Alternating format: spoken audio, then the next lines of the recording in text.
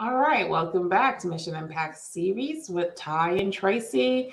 And if this is your first time here, we do this every week. We talk about um, how you tips and strategies, basically, tips, strategies, and concepts for helping to improve your nonprofit organization, social enterprise, or your general business altogether. And this is the last episode for the entire year. It's probably not going to come out in the last week of the year, depending on what day we decide to put this out. We may have a double series in 1 week because we want people to enjoy their Christmas, but we still want you to have the information necessary to make 2022 a success. So if we don't see you before the new year, happy New Year and Merry Christmas as well. Because both of them are going to go together, right?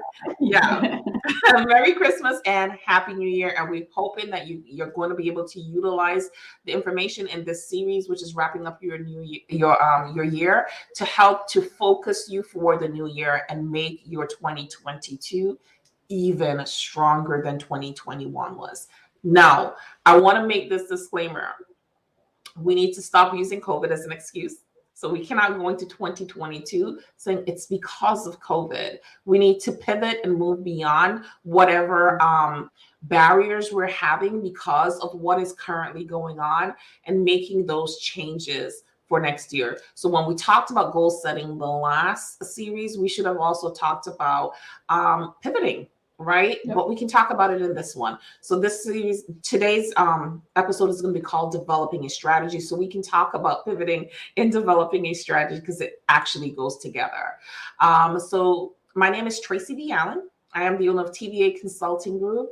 I help social impact businesses design, build, and fund their social ventures and maximize their revenue and impact their communities. All right, my name is Ty Boone. I'm owner of Ty Boone Enterprises. I help nonprofit organizations move from startup and struggle to sustainability and success. I love that you said pivoting. I was talking to a group the other day about COVID, same thing, right? We're talking about COVID.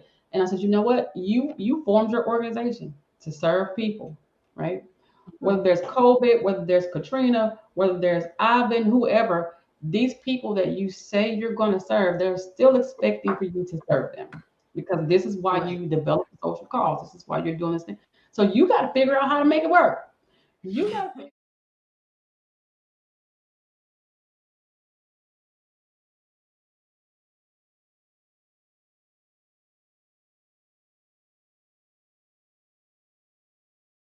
it work. You got to figure out how to still be able to serve these folk, no matter what's going on. Again, that's why disaster preparedness is so very important. You got to be able to know how to pivot if you're going to do. We really do need to put a program together. Sorry, I didn't mean to cut you off, but we really do. We really do. Right in the middle of 2021, like everybody was getting Zoom fatigue. I know I was. I'm like, look, dude, look, yes.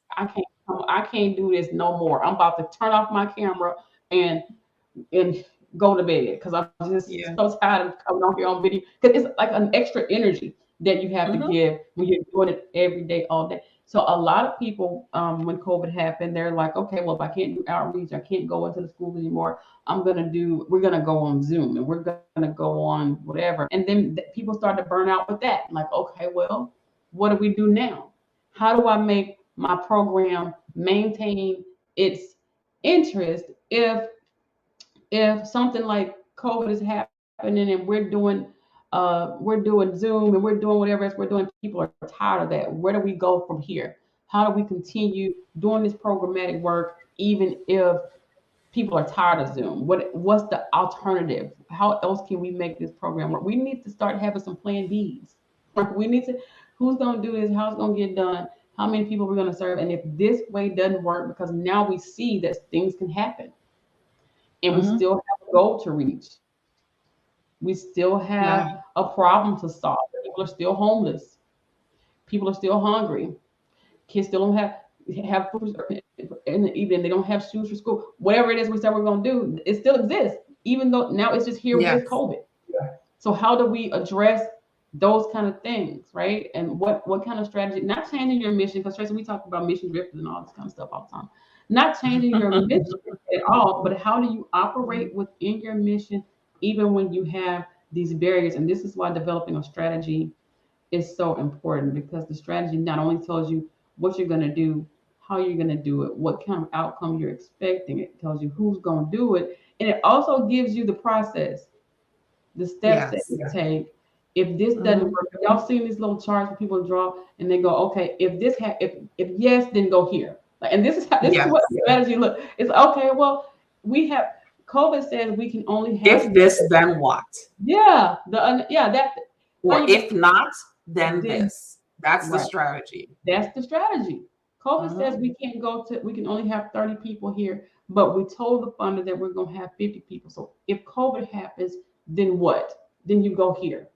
If you can't do 30, then you do 20 online and 30 the other. Like, and you have these solutions, ways that you solve problems. So that's what a strategy is about. You introduce the problem, and then you develop solutions to the problem, and then you go with the solution that's the one that you can get to the best, the most effectively, the most efficiently. You go there first, and then you work your way around. And this is how that works. Right. And I couldn't have explained it any better myself. You know, that's it. If this, then what? If not, then this. Right? That's basically the strategy that you have to employ. And it goes back to the other 3 topics that we talked about. Highlighting your impact. If you highlight your impact, you'll see where you made strides and where you didn't. Right? Figuring out why you did not make those strides. Right? We talked about identifying areas of improvement. So what needs to be improved? Why do these areas need to improve? How long have these areas had this gap, and why do they continue to have a gap?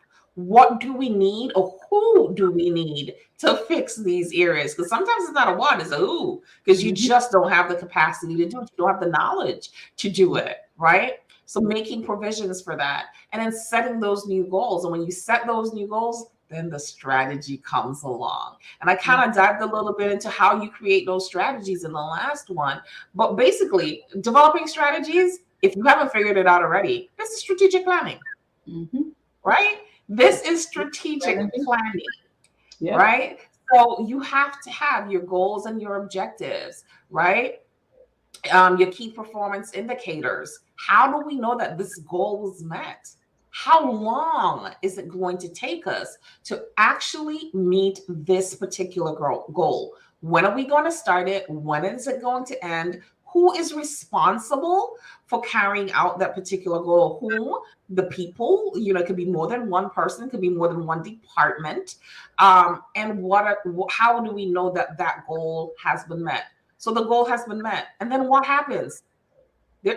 It's met, and then we just drop it? No, it has to be the catalyst to something else happening. So like that chart that Ty was drawing in the air, it becomes relevant, right? This happens, and you go here, then you go here, and then if this doesn't happen, and you go back up here, then you go over here. We need to know. So organizational charts and flow charts. Yep. That was what I was Organizational charts. When we talked about organizational structure, having an organizational chart. Who am I answering to? I can't have 50 million bosses. I need to know who is my direct supervisor, right? I need to know who my direct supervisor is. But who's giving me instruction, and who am I answering to? And then in the flow chart is the same thing. When you're talking about developing strategy, that's where the flow chart comes in. It's a structure. This is what happened. And where we do this a lot, I don't know about most of the people who are going to be watching, but I definitely do this. And I know a lot of people do this, especially when you become seriously into entrepreneurship and marketing, then you have your funnel. And that's how funnel works, right? So if they open the email, then they get this email. If they don't open the email, then they get that email. If they buy this product, then I upsell them with this product. If they don't buy the upsell, then I send them that email. So this is kind of the structure that we're talking about. If this happens, then this happens. If this does not happen, then we got to do this strategy over here. So that is how we develop the strategy. We have to look at it as you're not playing chess, you're not playing checkers, sorry, you're playing chess. That's where it comes in. You have to be extremely